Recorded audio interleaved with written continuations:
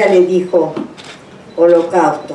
Hace unos años, y en las charlas cuando damos, Marco Filati siempre recuerda esto, que hace unos años, llevamos más de 20 en esta pelea, yo señalaba esto como un genocidio. Y Marcos y los compañeros me decían, qué exagerada que sos, Miriam. Me parece que no me exageré nada, ¿no? Está padeciendo un poco el tema. Bueno, los afiches que muestran a la Pachamama con el niño americano. Fue la difusión de la campaña para incorporar en la nueva Constitución el derecho del pueblo a la soberanía alimentaria. Fue el primer país que lo incorpora en su Constitución y luego se reproduce ya en otros países también. A ver, ¿dónde andamos? Acá. Acá. Avanza. No, al revés ponelo. Acá sí. Este modelo al que señaló María, entonces tiene unas características realmente especiales, porque lo que se ha producido acá es una verdadera, no solamente nosotros, en el mundo entero, como ya lo señala, una reconversión productiva. No es la revolución productiva de un personaje que pasó por estas aulas. No. Estamos hablando de la reconversión productiva que se produjo precisamente con la gran convergencia de capitales y la utilización de alta tecnología para el cultivo de alimentos. Entonces eso hace que hayamos apelado a la nanotecnología, a la biotecnología, a la informática, a la neurociencia, a la geoingeniería, es decir, todo ha sido volcado para la producción de alimentos como un problema mirado desde una determinada óptica, por supuesto que está vinculada al tema de la globalización, para producir más alimentos sobre la base de este aforismo, digamos, de esta frase que hemos escuchado. Se va a terminar la alimentación porque la población aumenta y no aumenta simultáneamente la producción. Y no es un problema de producción, ya está demostrado, lo están diciendo ahora las organizaciones internacionales. Estamos produciendo para 12.000 millones de habitantes y somos 7.000. Por supuesto, y como es habitual, alguien se queda con un vuelto en el bolsillo, ¿no es cierto? Estamos acostumbrados a ver eso. Eso supone y impacta de tal manera en los cambios en los modelos productivos.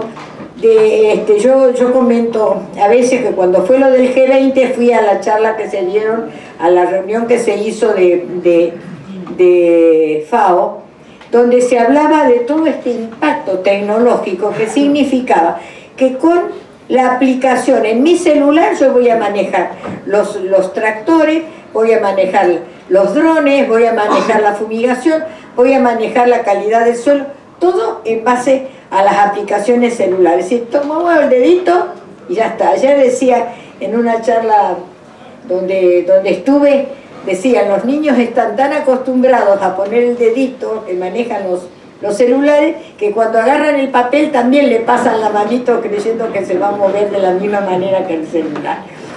Y me asusté, que dependemos ya de este desarrollo tecnológico, y entonces cuando ya se agotan todos estos recursos, vamos al otro, al control, por un lado, de los medios de comunicación o de difusión, que son no solamente es Clarín acá, sino en el mundo entero, la concentración monopólica de la información, es la violación permanente de la verdadera información, que hace que esto se venda como con espejitos, como nos vendieron los espejitos de colores en la primera etapa colonial. Andamos en otro. Bueno, entonces, perdón. Vamos entonces a decir sobre el derecho humano y el acceso a la alimentación. Ya esto está promulgado en todas las constituciones, en todas las relaciones internacionales, en todos los convenios, en la Carta de Naciones Unidas, y donde garantizamos el Estado es el que cumple el rol fundamental para garantizar el acceso físico, la disponibilidad, la sustentabilidad y la adecuación de la alimentación a las distintas situaciones fisiológicas, biológicas, que se vayan presentando. Claro, cumplir el derecho a la alimentación significa conflictos de intereses en muchos planos y en muchas instancias. Por eso Mafalda, que me ayuda a veces a hacer la reflexión final, de a ver si cumplimos este derecho, que no sea cosa como la de los 10 mandamientos, que la pasamos burlándolo todos los días. Entonces, seguimos con este planteo, a partir del derecho a la alimentación centramos en otros dos conceptos, el de la seguridad y el de la soberanía alimentaria, que son mecanismos complejos para que este alimento, ese tomate que señalaba María, llegue en las condiciones de aceptabilidad, de calidad, de inocuidad que nosotros requerimos para el pleno desarrollo de nuestra vida. Hace falta cumplir todos estos pasos que hacen no solamente al control de la calidad y la inocuidad, donde muchas veces nos quedamos, sino avanzar mucho más. Por eso decimos avanzar mucho más en la cuestión participativa, en el modelo de producción. Y entonces esto hace que nosotros veamos que estos tres conceptos, si bien están vinculados unos con otros, a su vez tienen distintos orígenes y distintos enfoques. El derecho se basa en principios jurídicos y es un concepto eminentemente legal. Y cuando pasamos a otra etapa, la década del 40 para adelante, con la fundación de la FAO, hablamos de inocuidad. Y cuando hablamos de inocuidad, yo les voy a dar un ejemplo reciente, porque estoy recorriendo una serie de jardines comunitarios. Pido que me hagan el estudio del agua, que toman los chicos de los jardines. Y me mandan el estudio del agua. Entonces, si ustedes ven ese informe, dice el agua esta es inocua. Sí, lo único que hizo fue hacer el control del contenido bacteriológico. Y cuando hablamos de la calidad ya no hablamos solamente con que después de toda la exposición de María, tenemos que buscar mucho más. ¿Y qué buscamos? Yo estoy en Lomas de Zamora. La presencia de los metales. Son barrios enteros que tenemos intoxicación por plomo. Tenemos el agua de la zona, tiene un nivel muy alto de arsénico. ¿Y dónde están los plaguicidas? No están estudiados. Entonces decimos inocua porque no tiene salmonela, y ahí no termina la cosa. Por eso el principio de inocuidad que plantea la seguridad no es suficiente, tenemos que avanzar mucho más. Pero además no cuestiona el modelo productivo. ¿Quién produce los alimentos? ¿Es trabajo esclavo? ¿Es trabajo redituable para quien los produce? ¿Hay trabajo infantil detrás de esto? Y al mismo tiempo las leyes del mercado. ¿El mercado qué quiere? La máxima ganancia, no el mayor beneficio. Entonces todo este cuestionamiento no está implícito cuando hablamos de seguridad, pero sí lo consideramos cuando hablamos de soberanía. ¿De dónde viene el alimento? Por eso nosotros hacemos, cuando hablamos de soberanía alimentaria, planteamos desde que se produce, desde que se planifica la producción de tal o cual alimento hasta que llega a la mesa.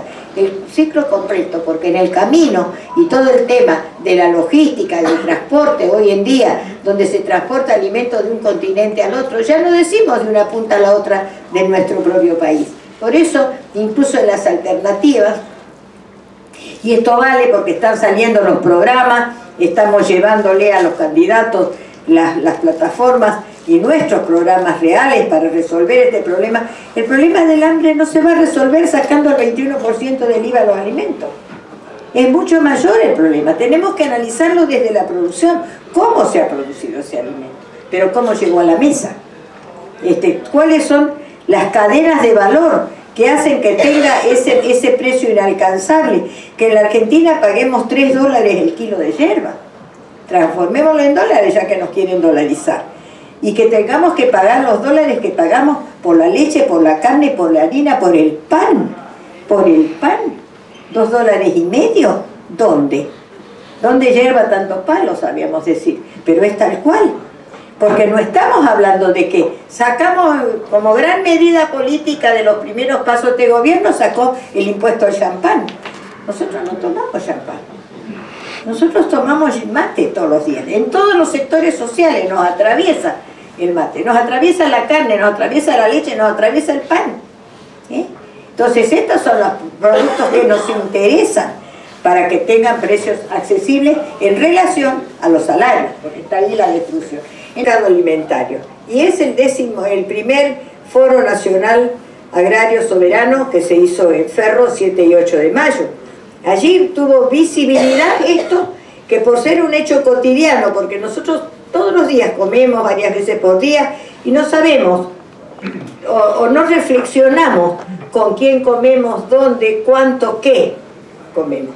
En cuanto a esta visibilidad ha sido dada en los últimos meses por este nuevo sujeto social que apareció en el campo, cuya característica dominante es que son jóvenes y muchas mujeres participando, que son la gente de la Unión de Trabajadores de la Tierra, que llegó a la culmina con los verdurazos, los frutazos, los yerbazos, nos están haciendo reflexionar sobre cuál es el producto que llega a nuestra mesa.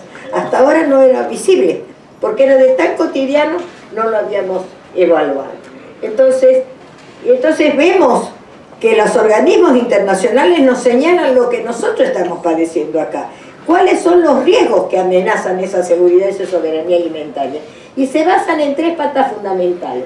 En el cambio climático, que ya vamos a ver, es la resultante del modelo productivo, todo tiene que ver con todo, dice la doña Rosa, en el incremento del precio de los alimentos y en la crisis financiera.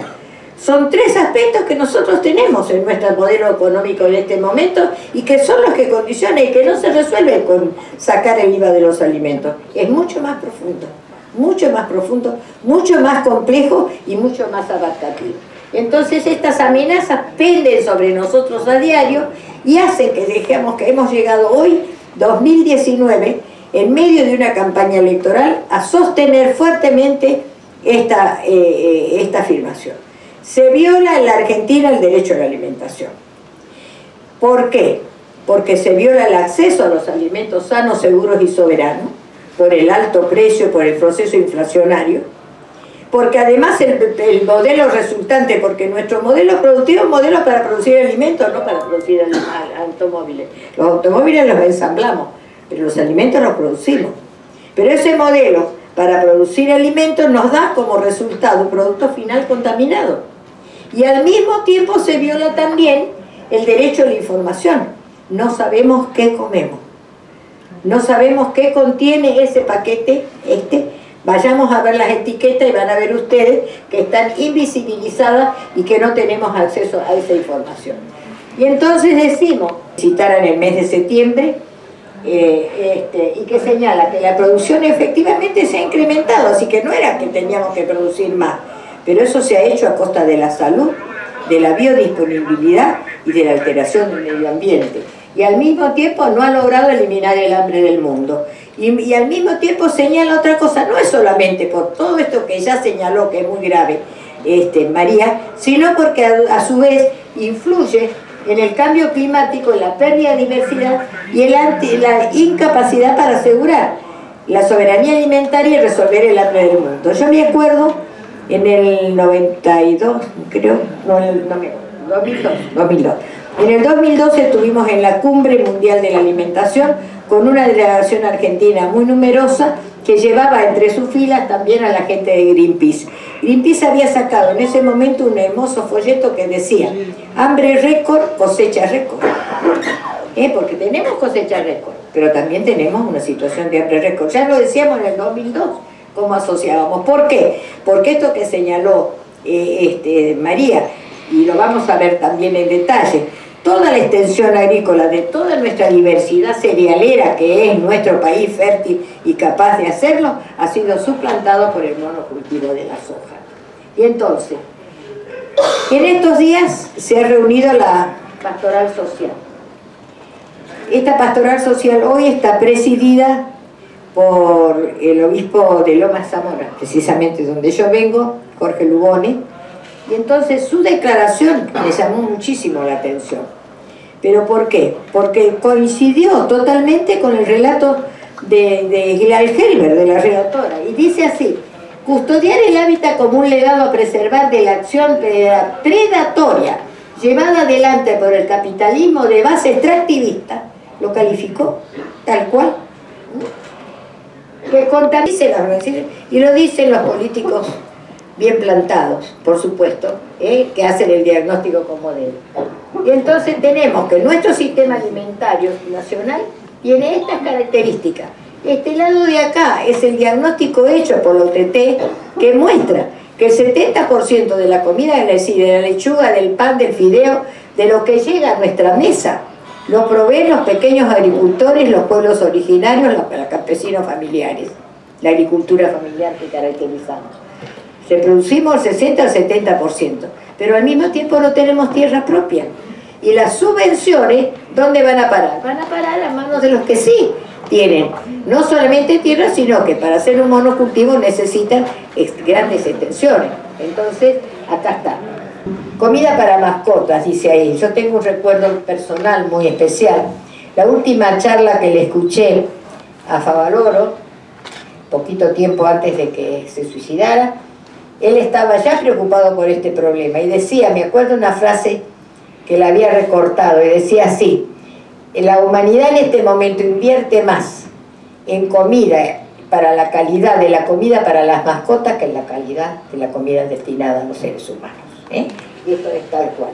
Bueno, ¿cuáles son algunas características de este modelo? Fundamentalmente la concentración monopólica. Miren ustedes, el acta del agronegocio nos dice que los mayores, digamos, los que más facturan en el mundo son, primero Nestlé, segundo la PepsiCo, la Coca-Cola, Walmart. Del lado de la producción, de este lado, tenemos todas, casi todas alimentarias. Y si tenemos por allí algunas petroleras, es porque la asociación de las petroleras, que son las productoras de los venenos, por un lado, las productoras de los envases por el otro, las productoras digamos, las que alimentan la logística para el traslado de los alimentos, están asociadas con las alimentarias.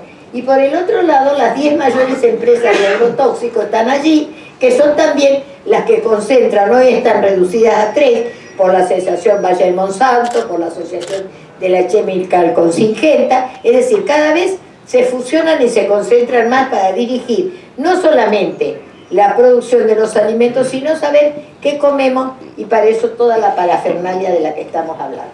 Otra de las características es el acaparamiento de tierras. ¿Para qué? Miren cómo estamos en el mundo, pero miren América, miren Brasil.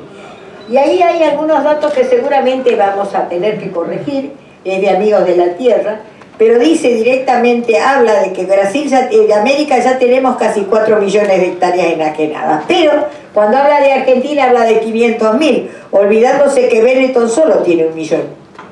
Entonces acá hay algunas cifras en lo que hace a nuestro país que tendremos que corregir.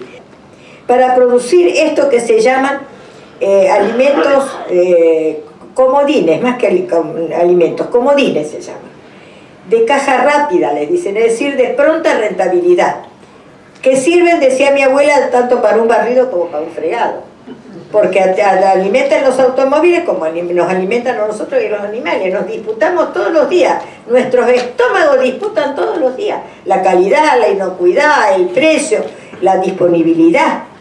Todos los días tenemos esta disputa. Y entonces, ¿cuáles son? ¿Qué es lo que se produce?